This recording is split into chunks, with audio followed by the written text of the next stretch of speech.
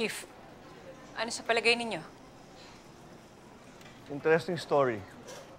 Tingin ko, yung iba totoo. Pero ang tanong, sino mag-frame up sa kanila? At bakit? Tinanong nga namin sila, Chief, kung meron silang mga kaaway na pwedeng gumawa sa kanila nun. Pero wala naman silang maisip eh. Chief, hindi kaya na-frame up lang sila ng mga totoong magnanakaw? Chief, na-process na po lahat ng gamit na ninakaw. Wala pong nakita kahit fingerprint. Malinis po. Maraming salamat, Samson.